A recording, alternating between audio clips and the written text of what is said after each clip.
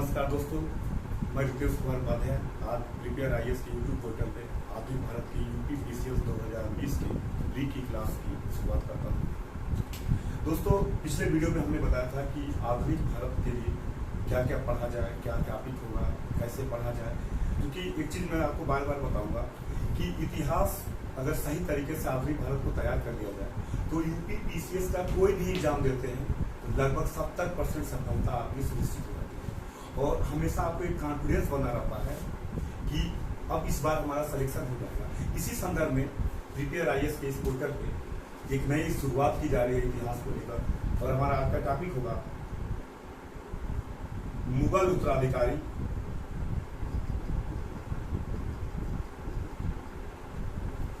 तथा कर्नाटक युद्ध। दोस्तों, मैं इन दोनों टॉपिक को इसलिए लिया हूं कि अक्सर देखा जाता है कि औरंगजेब के बाद के कौन मुगल बादशाह बना, एक फैक्चुअल इन्फॉर्मेशन में क्रम में कभी कभी पूछा जाता है, कभी कभी इस मुगल बादशाहों के काल की घटनाओं को पूछा जाता है। इन दोनों टॉपिक को हम क्लियर करेंगे और हम शुरुआत करते हैं। दोस्तों, 1707 में हमने आपको बताया था कि औरंगजेब की मृत्यु होती है।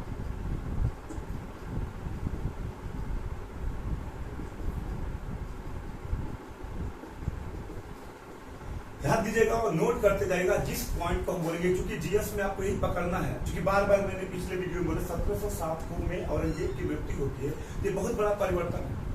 इसके बाद जो इसके मुगल उत्तराधिकारी होते हैं, क्योंकि पहला टॉपिक हमारा क्या है, मुगल उत्तराधिकारी। मुगल जो उत्तराधिकारी होते हैं, जो सबसे पहला व्यक्ति बनता है वो बनता है बहादुर शाह प्रथम।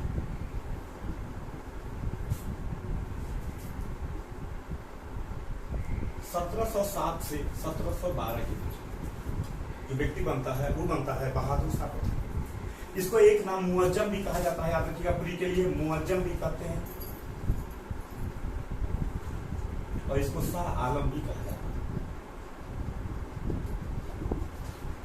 मुअज्जम औरंगजेब की मृत्यु के बाद उत्तराधिकार का युद्ध हुआ मुअज्जम आजम काम वक्त के बीच, जिसमें मुअज्जम बहादुर शाह प्रथम के नाम से मुगल बादशाह।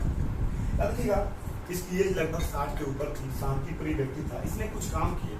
सबसे पहला इसने काम किया, साहू जो मुगलों ने साहू जो मराठों का नेता था कैद किया था, साहू को मराठा नेता साहू को इसने मुक्त कर दिया। याद रखिए, पूछा जाता है साहू को इसने मुक्त कर दिया।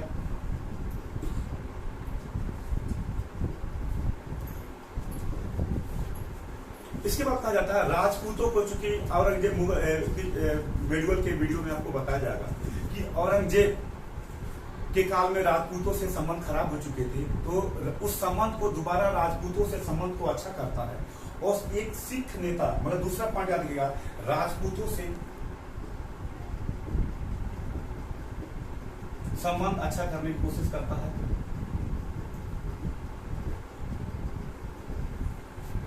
और तीसरे याद रखिएगा, सिख नेता बंदा बहादुर से संबंध खराब होते हैं।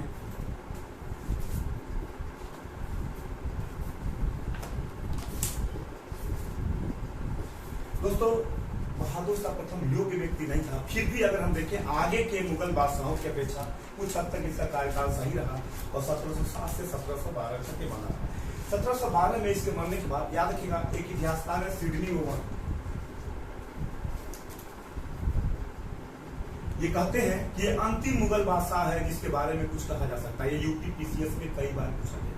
याद रखिएगा, ये भी कई बार पूछा है कि मुअज्जम बहादुर शाह का किस नाम से बना। याद रखिएगा, बहादुर शाह मुअज्जम जो था बहादुर शाह के नाम से बना। कई बार ये भी पूछा गया है मुअज्जम ने बना। तो ये अंतिम मुगल बादशाह था जिसके बारे में कुछ अच्छे शब्द कहे जा सकते हैं। इसके बाद क्या हुआ कि मुगल उत्तराधिकारी चूंकि योग्य नहीं थे तो दरबार में गुटबाजी चालू हुई और कई प्रकार के जो इनके मुगल सूबेदार थे वो गुटबाजी करना चालू किया और यहीं से धीरे धीरे मुगल बादशाह की स्थिति खराब होने लगी और क्षेत्रीय राज्यों की स्थिति अपने आप में क्या होने लगी, मजबूत होने लगी। तो बहादुर शाह के बाद जो अगला बना,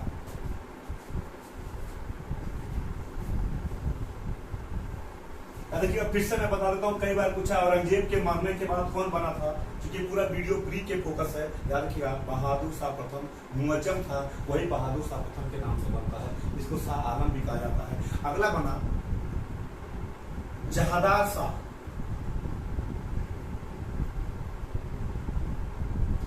1712 से 1713। दोस्तों याद रखिएगा, ये बार बार पूछा जाता है, लोग यहीं पे कहते हैं कि पीटी क्यों नहीं हुआ।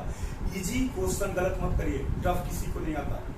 अगर आप इजी जो सामान्य चीजें, आप बहुत अच्छी चीजें जानते हैं, उटपटांग चीजें जानते हो, सामान्य चीजें अगर आप नहीं जानते तो वही आप बाहर हो जाते। आप कभी भी मेरिट में देखिएगा, जो सामान्य क्वेश्चन होते हैं वही आप पूरा करते चले जाइए और करेंट कर लीजिए, आपका प्री हो जाए। ये ऐसे क्वेश्चन है जो भी दोस्त सीरियस होकर पढ़ाई किया होगा उसके दिमाग में कहीं भी रहेगा। कई लोग ऐसे होते हैं जो जॉब करते रहते हैं, नौकरी कर रहे हैं, अगर उसे पूछ दीजिए तुरंत बता देंगे। मतलब एनी टाइम आपके दिमाग में ये चीज होनी चाहिए। जहादार शाह बना, जहादार शाह को बनाने में ईरानी गुट का एक नेता था, जुल्फिकार खान ने सहायता की। मैं आपसे पहले ही बोला कि ये लोग अयोग्य थे, बस ये नाम मात्र के बादशाह धीरे धीरे होते जा रहे थे, और जो दरबार के अधिकारी थे इनकी भूमिका बढ़ने लगी। तो 1712 से 13 के बीच जहादार शाह बना, और इसके बाद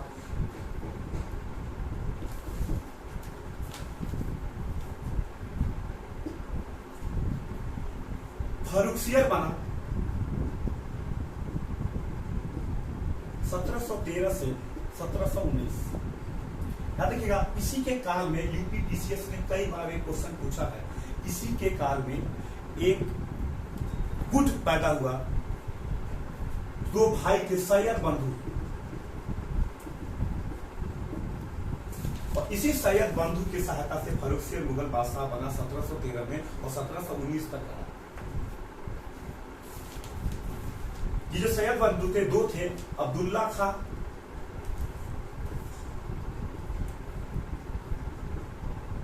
और दूसरा था हुसैन।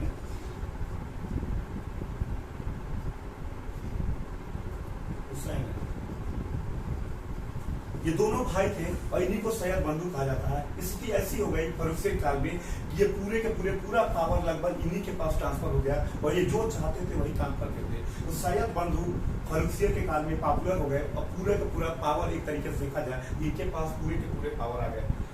इसी के काल में बंदा बहादुर, जो मैंने आपको बताया था कि बहादुर शाह के काल में जो बंदा बहादुर, जो जिस व्यक्ति ने बहादुर शाह के काल में सिख नेता बंदा बहादुर से जो संघर्ष हुआ था, तो फर्रुखसियर ने बंदा बहादुर की हत्या कर दी।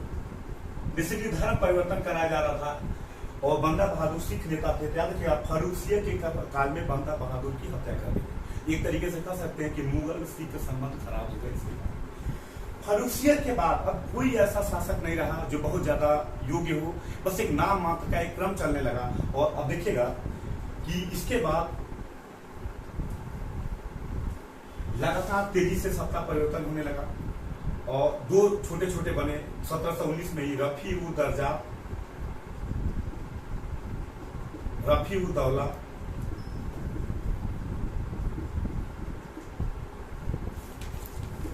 (1719 में ही रहे। और इसके बाद बना मुहम्मद शाह रंगीला,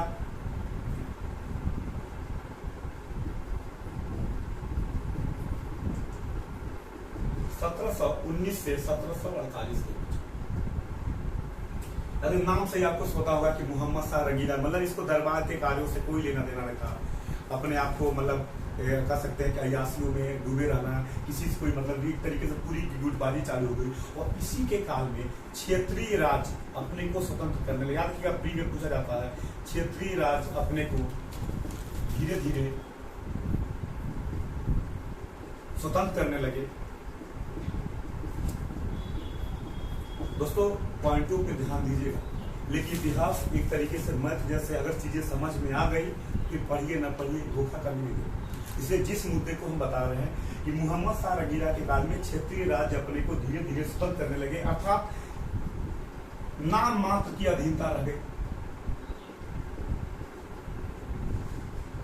केवल नाम मात्र की अधीनता बची रही, और लगभग ये अपने को फ्री करने लगे, स्वतंत्र करने लगे। इसके काल में जो कुछ घटनाएं हुई मोहम्मद शाह रंगीला के काल में, सबसे पहले याद किया जो क्षेत्रीय राज्य बने दक्कन, दक्कन में निजामुल मुल्क ने बनाया। ये सब पॉइंट याद रखिएगा, लिख लीजिएगा। दक्कन में निजामुल मुल्क ने बनाया, जो आसफ जाही वंश का, कभी कभी पूछता है, जो आसफ जाही वंश का भी था, इसके वंश था आसफ जाही और निजामुल मुल्क कहा जाता है जिसने बनाया। इसके अलावा अवध में, अवध आपका लखनऊ से जो फैजाबाद वाला पूरा एरिया, इसको अवध कहा जाता था। अवध के थे सआदत खां उर्फ बुरहान मुल्क, सआदत खां बुरहान मुल्क। ये सब कभी कभी क्वेश्चन देता मिलाने के लिए देता है। इसी समय अवध में सआदत खां और बुरहान मुल्क ने अपने को एक तरीके से नाम मात्र की अधीनता, बस नाम मात्र की रह गई थी, जब अपने को फ्री करने लगे। रुहेलखंड में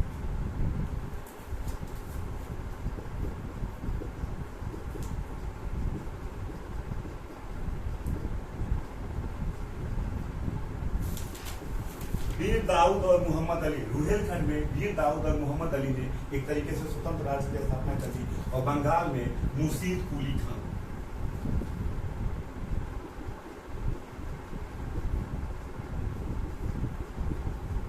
बंगाल में मुर्शीद कुली खान एक तरीके से क्षेत्रीय राज अब अपने को स्वतंत्र करने लगे। और क्षेत्रीय रूप से, क्षेत्रीय से आप देखोगे बंगाल में अंग्रेजों ने किया, अगर प्लासी और बक्सर कैद हुआ, तो धीरे धीरे ये अपने को स्वतंत्र करने लगे और अपने को मजबूत करने लगे, क्षेत्रीय राज को करने लगे। मोहम्मद शाह रंगीला के काल में ही 1739 में नादिर शाह का आक्रमण हुआ था, याद रखिएगा। इसी के काल में 1739 में नादिर शाह का आक्रमण हुआ था। कहते हैं पूरा आया, लूटा भारत को, हर तरह से आक्रमण किया। और एक तरीके से एक मोहम्मद शाह रंगीला उसमें कुछ भी नहीं कर पाया। अलग से आपको बताया भी जाएगा कि गठबंधन हुआ, जैसे चाहा जिसको लूटा और लूट के दिल्ली को जो चाह किया और लेकर चला गया। एक तरीके से नादिर शाह का आक्रमण हुआ। इतनी चीजें मोहम्मद शाह रंगीला के कार्य में हुई। नाम से ही आपको पता है रंगीला था, तो इसको दरबार की चीजों से कोई लेना देना नहीं था। तो पॉइंट दोस्तों याद रखिएगा, मोहम्मद शाह रंगीला के काल में ये सब क्वेश्चन यूपीपीसीएस में पूछा जाता है। नादिर शाह का आक्रमण हुआ, क्षेत्रीय राज्य अपने को लगभग स्वतंत्र करने लगे। दक्कन में निजामुल मुल्क आसफ जाही वंश का, अवध में सआदत खां और बुरहानुल मुल्क, रुहेलखंड में वीर दाऊद और मोहम्मद अली। दोस्तों ये याद रखिएगा, नाम क्रम मिलाने के लिए पूछा जाता है। और ये ऐसे क्वेश्चन होते हैं कि जो भी लड़का सीरियस है या जो सीनियर लड़के हैं वो गलत नहीं करेंगे।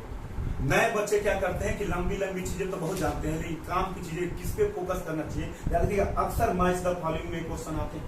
हर साल आप देखिएगा मिलाने के लिए देगा, दक्कन को इससे मिलाइए, ABCD करके देते हैं। इन क्वेश्चनों पे लगातार ध्यान दीजिएगा, जो पॉइंट बता रहे हैं उसको सीरियस होकर समझिएगा। लेकिन अगर एक बार आपको समझ में आ गई और आपने सही तरीके से पढ़ लिया, यकीन मानिए कभी भी बैठेंगे तो तुरंत आपको लगेगा कि 35-40 क्वेश्चन वही आपको समझ में आ जाएगा कि मुझे पूरा आ, और पूरा का पूरा आपका कॉन्फिडेंस जो होगा, बिल्डअप होगा, उसका आपको खाना। और ये आप रास्ते में चल रहे हैं, कहीं भी चल रहे हैं, पार्टी में है, कोई पूछे भैया थोड़ा बताओ मुगल उत्तराधिकारियों का क्रम, तो आप तुरंत बता सके। यहाँ तक कि नशे में भी है तो आप तुरंत बता सके। ये होती है पढ़ाई। तब आप मान लीजिए, अब उस समय अगर आप पार्टी कर रहे हो, वही कोई पूछे कि बताइए औरंगजेब के बाद कौन मुगल बादशाह बना, अगर आप ये बता देते हैं तो समझ लीजिए अब आपका सिलेक्शन हो जाएगा, कोई रोकने वाला है। मतलब हर समय आप तैयार हो। ये चीजें ऐसी हैं कि ये अगर ये भूलते हैं इसका मतलब अभी बहुत समय लगेगा और आपकी तैयारी अभी सही है नहीं। याद रखिएगा, मोहम्मद शाह रंगीला के काल में ये चीजें हुई और ये क्षेत्रीय राज बने। इसके बाद जो बने नाम मात्र क्या है, बस इनका क्रम याद रखिए। इसके बाद बना अहमद शाह,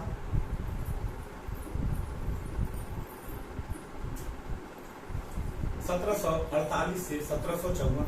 कोई अब ऐसा काम नहीं जो जाना जाए, बस क्रम के लिए याद रखिए, करके पूछा जाता है। अहमद शाह के बाद आलमगीर द्वितीय 1754 से 1759 तक रहा।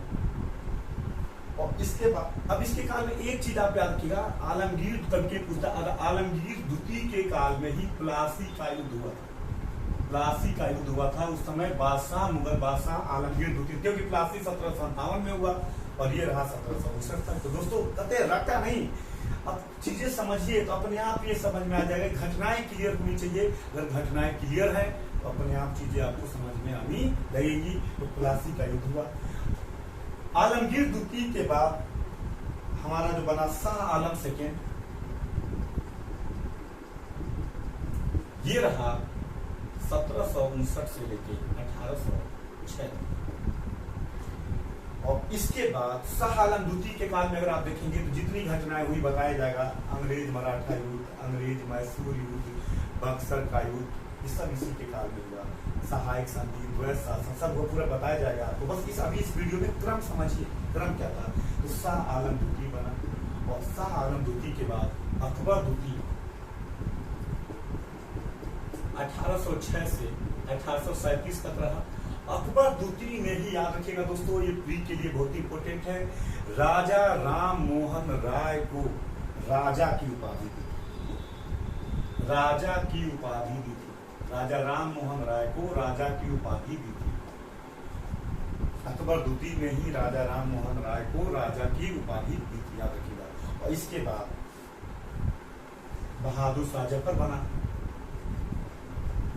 जो लास्ट मुगल बादशाह था, जिसके काल में 1857 का विद्रोह हुआ।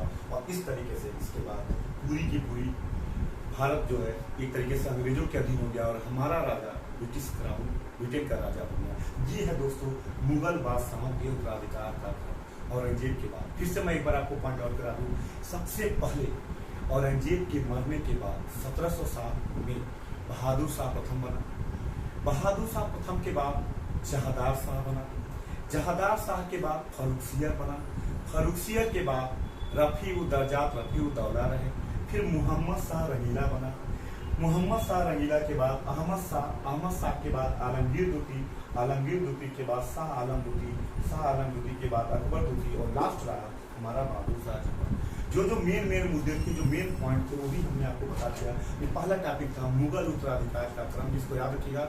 यहाँ से 1 से 2 क्वेश्चन अक्सर पूछे जाते हैं, क्लियर, और इसको नोट कर लीजिएगा और बैक ईयर पेपर लगाइएगा, ये चीजें और ज्यादा क्लियर आएंगी। याद रखिएगा, जितना इसको पढ़ने के बाद आप यूट्यूब पोर्टल पे जाइए प्रीपेयर आईएएस के, और उसको देखिए, देखने के बाद आप 10 ईयर पेपर लगाएंगे। जितना ज्यादा पेपर लगाएंगे और इसको देखने के बाद उतना ज्यादा ये कॉन्सेप्ट आपका अप्लाई होगा। जैसे क्रिकेट मैच में कमेंटेटर बहुत कुछ बोलता रहता है, जब फील्ड में खिलाड़ी जाता है तो उसको क्या समझ में आता है, बोल्ड के हुए। जब इसे गाड़ी चलाना है, जब आप रोड पे गाड़ी लेके निकलते हैं तो गाड़ी अपने आप सीख जाते हैं, चलाने लगते हैं। इसी तरीके से आप इस वीडियो को देखिए, देखने के बाद यूपीपीसीएस के बैक ईयर पेपर को लीजिए और लगाइए।